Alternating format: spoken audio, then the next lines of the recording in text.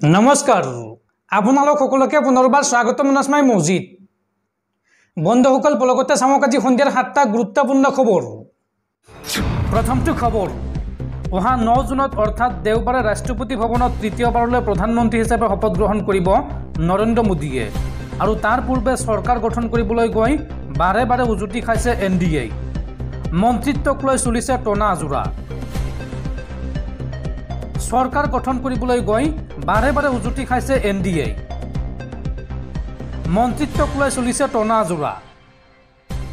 JDU, LJP আৰু TDP সকলোকে লাগে মন্ত্ৰিত্ব।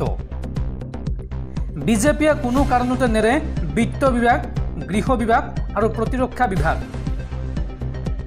কিন্তু নীতিশ কুমাৰৰ জেডিইউক লাগে ৰেল বিভাগ আৰু লগতে চন্দ্ৰবাবু নাইডুৰ টিডিপিক লাগে লোকসভাৰ অধ্যক্ষৰ পদ।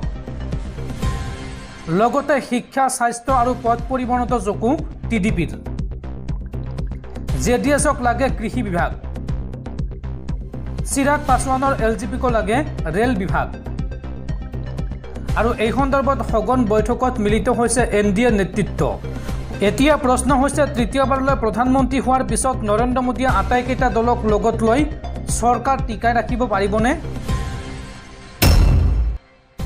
পৰৱৰ্তী খবৰ, সাৱধান ৰাজ্যবাসী। ৰাজ্যত পুনৰ বতৰৰ ল'ব কালৰূপ। আগন্তুক 24 ঘণ্টাত ৰাজ্যত হ'ব পাৰে প্ৰচণ্ড ধুমুহা, বৰষুণ, বজ্ৰপাত আৰু অহা 10 জুন পৰ্যন্ত ৰাজ্যত ধুমুহা বৰষুণৰ সম্ভাৱনা। এই আগজাননী দিলে বতৰ বিজ্ঞান কেন্দ্ৰই। পুনৰ ৰাজ্যত বতৰে ল'ব পাৰে কালৰূপ। আগন্তুক 24 ঘণ্টাত ৰাজ্যত হ'ব পাৰে প্ৰচণ্ড ধুমুহা, বৰষুণ। এই সময়ছোৱাত প্ৰতি ঘণ্টাত 40 পৰা 50 কিলোমিটাৰ গতিবেগত আহিব পাৰে প্ৰচণ্ড ধুমুহা। প্ৰচণ্ড বৰষুণ, ধুমুহাই জোকাৰিব ৰাজ্যৰ প্ৰতিটো প্ৰান্ত। ধুমুহা বৰষুণৰ লগতে বজ্ৰপাতৰো সম্ভাৱনা আছে। অহা 10 জুন পৰ্যন্ত ৰাজ্যত ধুমুহা বৰষুণৰ সম্ভাৱনা। বতৰ বিজ্ঞান কেন্দ্ৰই জাৰি কৰিলে এই সতৰ্কবাণী। পৰৱৰ্তী খবৰ, টি-20 বিশ্বকাপ ক্ৰিকেটত ইতিহাস ৰচিলে আমেৰিকাই। ছুপাৰ অভাৰত পাকিস্তানক ধৰাশায়ী কৰিলে আমেৰিকাই। টি-20 বিশ্বকাপত এইবাৰ ইতিহাস ৰচিলে আমেৰিকা যুক্তৰাষ্ট্ৰই। ছুপাৰ অভাৰত পাকিস্তানক ধৰাশায়ী কৰিলে আমেৰিকাই। ভাৰতীয় মূলৰ খেলুৱৈৰ হাতত পাকিস্তানৰ শোচনীয় পৰাজয়। আমেৰিকাৰ দলত আছে ভাৰতীয় মূলৰ কেইবাগৰাকীও খেলুৱৈ। আৰু ছুপাৰ অভাৰত প্ৰথমে বেটিং কৰি আমেৰিকাই সংগ্ৰহ কৰে 14 ৰান। আনহাতে পাকিস্তানে ছুপাৰ অভাৰত সংগ্ৰহ কৰে মাত্ৰ 13 ৰান। টেক্সাছৰ ডালাছত ক্ৰিকেট অনুৰাগীৰ হৃদয় জিনিলে আমেৰিকা যুক্তৰাষ্ট্ৰই। আমেৰিকাই পাকিস্তানৰ সন্মুখত বান্ধি দিছিল 160 ৰানৰ লক্ষ্য আৰু 7 উইকেট হেৰুৱাই পাকিস্তানে সংগ্ৰহ কৰে 159 ৰান।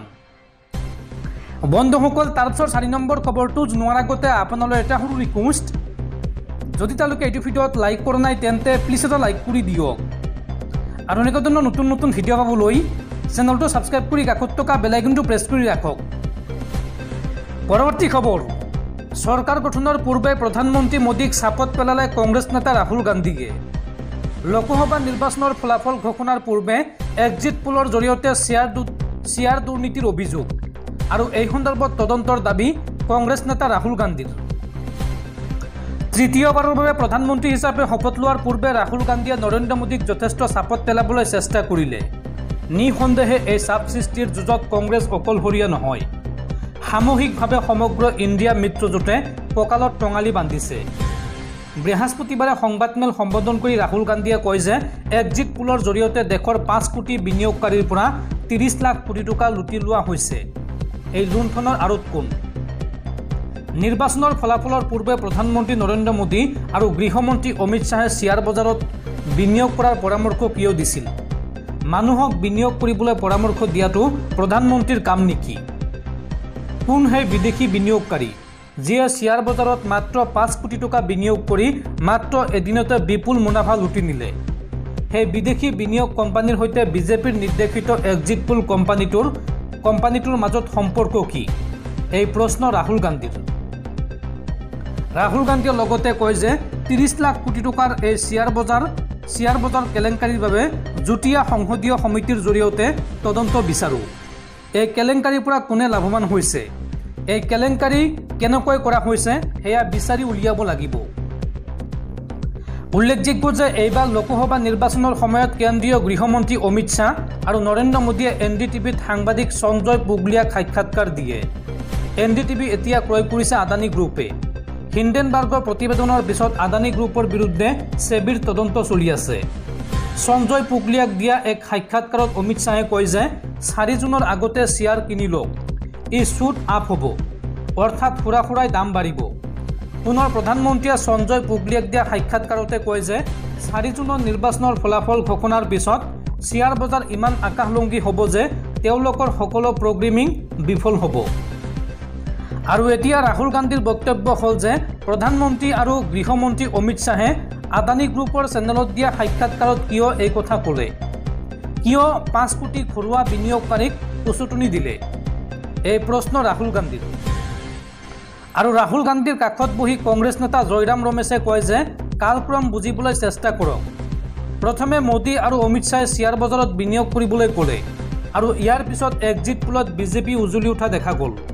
ইয়াৰ পিছত এদিনৰ ভিতৰতে কেইবাটাও কোম্পানীয়ে ব্যৱসায় কৰি বিপুল পৰিমাণৰ ধন লুটি নিলে আৰু দুখীয়া বিনিয়োগকাৰীসকলক কঙাল কৰি দিলে। ইয়াত মুঠ 30 লাখ কোটি টকাৰ কেলেংকাৰী কৰা হৈছে।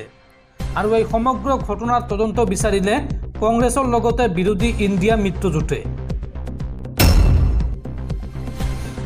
পৰৱৰ্তী খবৰ, গুৱাহাটীত পুনৰ ভয়ংকৰ ঘটনা। গুৱাহাটী মহানগৰীত খালিস্তানী উগ্ৰপন্থীৰ শিপা। গুৱাহাটী মহানগৰীৰ পোষ্ট অফিচৰ পইণ্টত খালিস্তানৰ সমৰ্থনত দেৱালত লিখিলে জয় ধ্বনি। দেৱালত লিখিছে পূৰ্বৰ খালিস্তানী যুক্ত অঞ্চল ঘোষণা কৰক, ভাৰতৰ ইউনেস্কোক এই অনুৰোধ। দেৱালত জয় ধ্বনি লিখি থৈ গ'ল কোনো অচিনাক্ত লোকে। পৰৱৰ্তী খবৰ, নিৰ্বাচনত পৰাজয়ৰ পিছতে বিজেপিত হাহাকাৰ। উত্তৰ প্ৰদেশ বিজেপিত পদত্যাগৰ জোৱাৰ। ৰাজ্যিক বিজেপিৰ সভাপতিৰ ইস্তফা। উত্তৰ প্ৰদেশত নিৰ্বাচনত পৰাজয়ৰ পাছত বিজেপিত উঠিছে পদত্যাগৰ জোৱাৰ। ৰাজ্যখনত পৰাজয়ৰ পাছত বিজেপিত আৰম্ভ হৈছে আত্মসমালোচনা। নিৰ্বাচনত পৰাজয়ৰ পাছত সকলো ডাঙৰ নেতাই দিল্লী পাইগৈ। আশা কৰা হৈছে যে দিল্লীত ইউপি সন্দৰ্ভত এখন ডাঙৰ বৈঠক হ'ব আৰু ইয়াৰ পূৰ্বে পদত্যাগৰ জোৱাৰো আৰম্ভ হৈছে। উত্তৰ প্ৰদেশত বিজেপিৰ দুৰ্বল প্ৰদৰ্শনৰ দায়িত্ব লৈ বিজেপিৰ ৰাজ্যিক সভাপতি ভূপেন্দ্ৰ চৌধুৰীয়ে দলৰ হাইকমাণ্ডক পদত্যাগ পত্ৰ আগবঢ়াইছে, কিন্তু তেওঁৰ পদত্যাগ পত্ৰ এতিয়াও গ্ৰহণ কৰা হোৱা নাই। আনহাতে ভূপেন্দ্ৰ চৌধুৰীয়ে ৰাজ্যখনৰ পৰাজয়ৰ প্ৰতিবেদন প্ৰস্তুত কৰিছে। চৌধুৰীয়ে অতি সোনকালে এই প্ৰতিবেদন হাইকমাণ্ডৰ ওচৰত দাখিল কৰিব। পৰৱৰ্তী খবৰ, কংগ্ৰেছক বাদ দি এইবাৰ দিল্লীৰ নিৰ্বাচন অকলে খেলিব আম আদমি পাৰ্টীয়ে। দিল্লীৰ বিধানসভা নিৰ্বাচনত কোনো দলৰ সৈতে মিত্ৰতা নকৰে আম আদমি পাৰ্টীয়ে। অকলে আগন্তুক বিধানসভা নিৰ্বাচনত নামিব আম আদমি পাৰ্টী। দিল্লীৰ বিধানসভা নিৰ্বাচনত কোনো দলৰ সৈতে মিত্ৰতা নকৰে আম আদমি পাৰ্টীয়ে। দলৰ এক গুৰুত্বপূৰ্ণ বৈঠকৰ পাছত এই কথা ঘোষণা কৰিলে আম আদমি পাৰ্টীৰ নেতৃত্বই। আগন্তুক দিল্লীৰ বিধানসভা নিৰ্বাচনত কংগ্ৰেছৰ সৈতে কোনো মিত্ৰতা নাথাকে বুলি সদৰি কৰি আপ নেতা গোপাল ৰায়ে কয় যে আগন্তুক দিল্লীৰ নিৰ্বাচনত আমি অকলেই খেলিম। দিল্লীত আম আদমি পাৰ্টীৰ ভেটি অতিকৈ সুদৃঢ়।